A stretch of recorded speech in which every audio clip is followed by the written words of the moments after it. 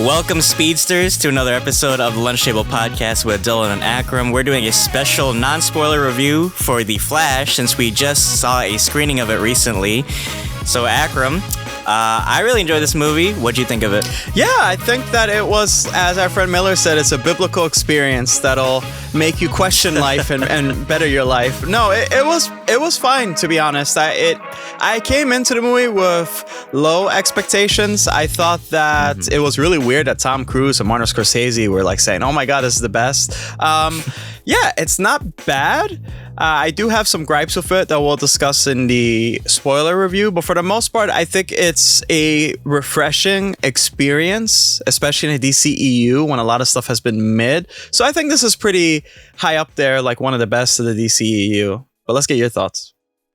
Yeah, I agree. Like you, I also kind of had low expectations, so I think it could only go up from there. But I think Andy Muschietti did a really good job with this movie. It's gonna be hard talking this without spoilers just because so much happened, but let me just start by saying this movie, which you can kind of piece from the trailers, is completely different from the comics and the Flashpoint animated movie. Christina Hodson, who's the screenwriter, she made a story that feels kind of limited with the amount of characters in it and the events that we see. But nonetheless, I still think it's a good showcase for Barry as a standalone film because we haven't seen him much in the new DC universe. Ezra Miller himself, I know there was a lot of controversy and a lot of doubt whether he would be able to pull this off just because all the shit he's been doing. But I thought he was all right. I think his character still kind of feels like socially awkward, almost like Peter from the MCU. Too much so, yeah. Too much. And I think it's weird for me just because I like the cocky, kind of confident Flash that we see in the comics and the animated shows. But I mean, he is the youngest of I almost said the Avengers, the Justice Leaguers. So it kind of makes sense with his characterization that he's kind of like young and, you know, he goes through like a lot of things that, you know, young adults go through. And this is his story, and it's a personal story. And if anybody's read the comics, it still kind of follows that thread line of him making a very difficult choice and him dealing with the ramifications of a very selfish choice, right? And kudos to him, too, because he played two Barrys, as we see in the trailer. And I think he did a really good job of making them feel distinct. And one is like a very mature Barry, and one's like a very immature Barry. But yeah, what did you think of his performance? Yeah, again, there's the controversy. I don't know what they will do moving forward. It really depends on the box office. I think it's a really tight and sticky situation if they will replace him. I just, you know, it was alluded that, again, a lot of the characters in the DCEU will be replaced. So I think this movie kind of confirmed that as well for certain characters. But as for Ezra, I don't really know. We're going to have to wait and see. It's kind of like the Jonathan Majors thing with Kang. We just have to wait and see if the numbers are good or not.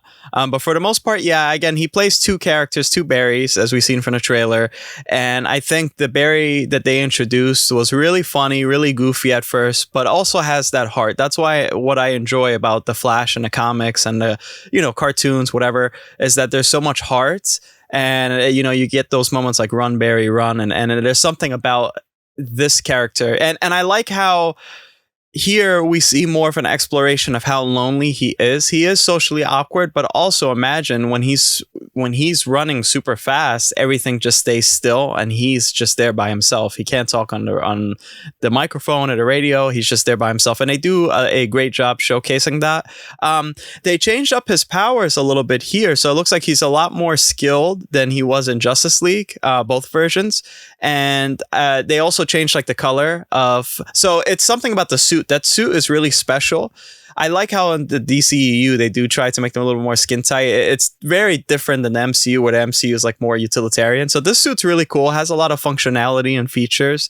So his colors are yellow, but whenever he's out of the suit, I like how they make it distinct that it's blue. And so we see the other Barry wearing a blue or having blue like lightning effects and stuff. The action, for the most part, I think Ezra Miller did a great job. In the action sequences, even if most of them are CGI, I think that the movie encapsulated the stakes really well.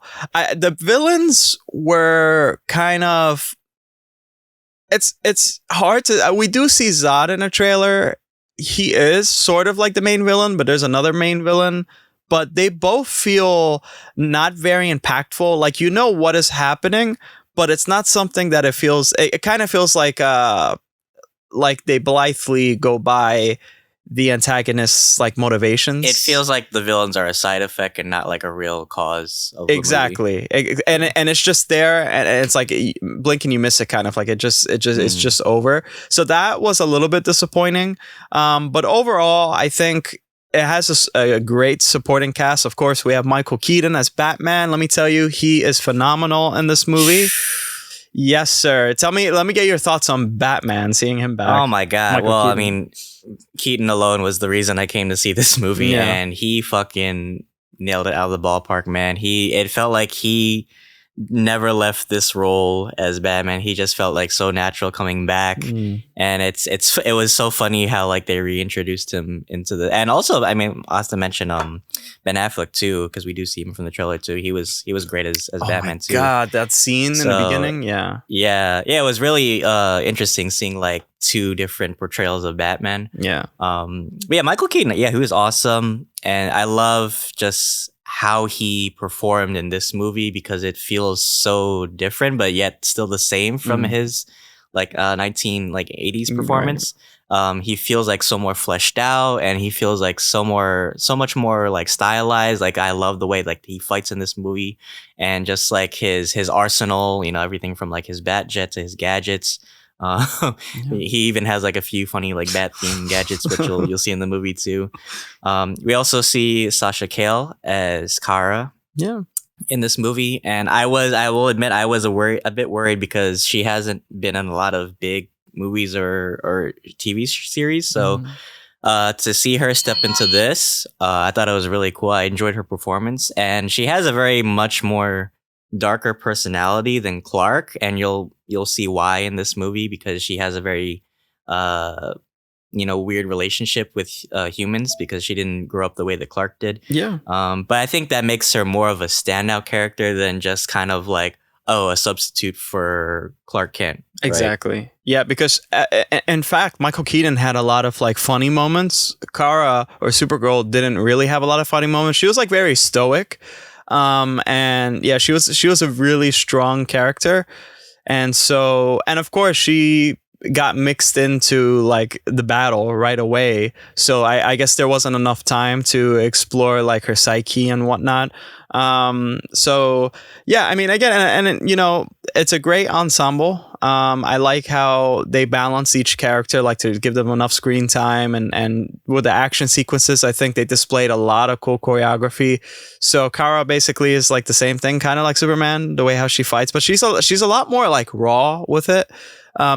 Michael Keaton Batman fights a lot like Ben Affleck's Batman, I'd say, but he actually, which is really weird because you didn't see this in the 1980 movies, but like he's a lot more all over the place. Like he'll like go up, down, zip line up, down. It's really cool how they, I think in a way he's kind of probably more skilled than Ben Affleck's Batman. So it's really funny that, and he also relies a lot on these gadgets that are from the 1980s, which is the funny cool. Thing. His tech is so like analog, right? But yet he's still like, you can see the difference between like our Batman from DC, and then you see like Keaton Batman, right? And they have like very like different like arsenals, but he still manages to like pull it off. And still, he's like, you know, he wins like every fight, like flawlessly. Yeah, he's almost like a Mortal Kombat character. Right, exactly. Yeah, no, he has a lot. You guys are going to see a lot of gadgets. He utilizes them really well. I mean, I think that's what everybody wants to see. Because this Batman, the way how he fought was a lot more like from the comics, believe it or not. Michael Keaton's Batman. So that was so cool to see. I can't wait to see James Gunn's new Batman if they incorporate that. But for the most part, yeah, Michael Keaton was awesome. The new suit is pretty great. And you know, I just think the whole design for the movie was really great. The CGI, it's a screening, so the version we saw maybe will change in the final product, but for the most part, the CGI it wasn't bad. It was just spotty sometimes. It was spotty. Yeah, for some reason it was pretty spotty. But imagine the amount of CGI that this movie would have to have. So like, because most of the movie was like CGI. I mean, especially the flash sequences. But it was a pretty epic battle scenes and pretty epic running scenes, because everybody that's seen like a Spider-Man movie, especially Tom Holland, we all felt like there was a lack of web slinging scenes that were super epic. And I was thinking like, my God, okay, we saw him in Justice League, but I really want to see epic running scenes. But we get to see them here, and that's where I think the CGI is stronger. For some reason, the CGI is really spotty when everything is like more still. It's really weird and close up on people. I think I actually preferred how they did Quicksilver in the X-Men series to how they kind of did the slow-mo scenes with Flash here. Because it feels like, I don't know, it just feels like weird when like he's like running really fast and like time gets slowed around him for some reason. It feels like the characters are like made of like CGI. Like when we look around him, it's like really weird. But nonetheless, I still like, kind of like you said, like the lightning effects, and I like how like each berry has his own like kind of like color motif to make them differentiate like as two different berries. Yeah. I mean, like I said, like I had low expectations, and maybe now just because like it's been like a day or two since we saw the movie, I kind of like let it digest, so I'm a little bit more critical. Me too. Like I feel like some of the dialogue scenes too were like almost like written for like morons for some reason. like they were pretty cringe. Yeah, I don't know. Like maybe like the first half is just like Barry, and he's talking to like just a lot of people in his life too, and it's so cringe listening to it. It's like almost like MCU like writers like wrote this shit or something. Yeah, right. You know what? He reminds me. The writing in this movie reminded me a lot of the Thor movies. Yes, that's how it is. It's kind of like that. Kind of like Thor: Love and Thunder, a little bit like that with the writing. Like even Batman, like when Batman and well, there's another character, but I won't spoil it. Like Ben Affleck's Batman, like when they were talking, it just felt like so forced and unnatural. It was like, oh, like I don't know. Yeah, it's kind of weird. Sometimes it's like trying to force these gags down your throat. But I think what they nail is the heart-filled moments, the more touchy moments. I think again, Ezra Miller as an actor, I think he's phenomenal, and different movies that he was in. Of course, again, there's the controversy, so I don't know what's going to happen with that. But I think he nailed this role for the most part. It is a different version than what we've seen from the comics. A little speculation here, I don't doubt that we'll eventually see Wally West, and maybe that'll be the main DCEU Flash to not actually get rid of Ezra Miller. Maybe DC's hoping to have Ezra Miller as this Robert Downey Jr. type of figure down the line. Like maybe he gets help. I don't know. It's complicated. Like how do you come back from what he did? But for the most part, I think it was a solid performance. I think he handled the funny moments really well. For the most part, I mean, again, the dialogue was kind of cringe sometimes, but he nailed it, I think. And then the sadder moments was like, whoa, yeah, that's really, really beautiful. So yeah, there's a lot of beautiful moments in this movie, I must say.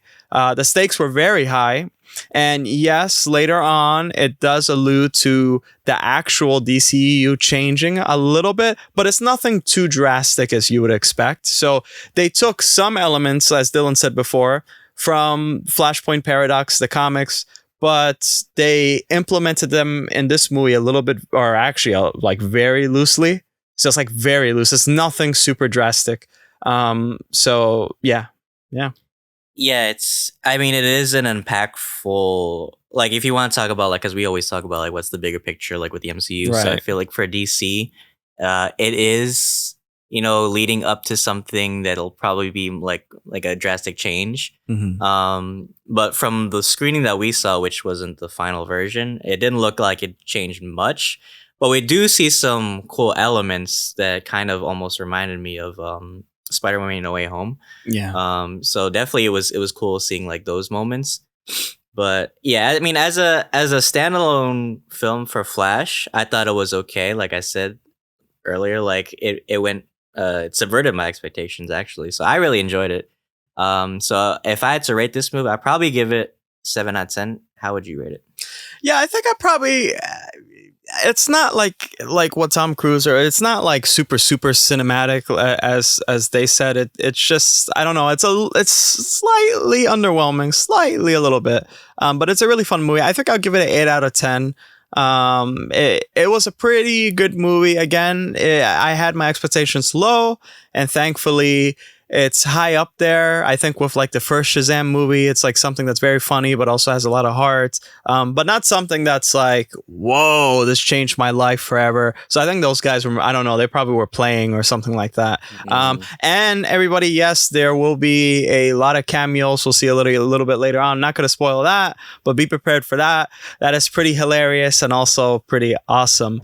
But that is our review for The Flash, and we hope you guys liked this video. And if you did, please make sure you actually like this video, and also tell us what you think we might see in the comments below, because you guys haven't seen it yet. But yeah, Dylan, why don't you take us away? Well, firstly, I just want to give a quick shout out to my friend Kevin, who, let us know about the screening. So we got to saw it early. So thank you, Kevin, for that. It was a really cool experience. But yeah, guys, we will have a spoiler review coming soon when the movie releases. So you can check that out. And you can check out all our other videos. We're still covering a few TV series that we're wrapping up. I think we're about to review Silo after this episode. So yeah, check that out. And yeah, we appreciate all our new subscribers. Welcome to the Lunch Table family. We love you guys so much. Check out our other videos and let us know how we're doing. So guys, thank you so much. And until then, thanks for having lunch with us. See you guys, and run, guys, run. I don't know what to say.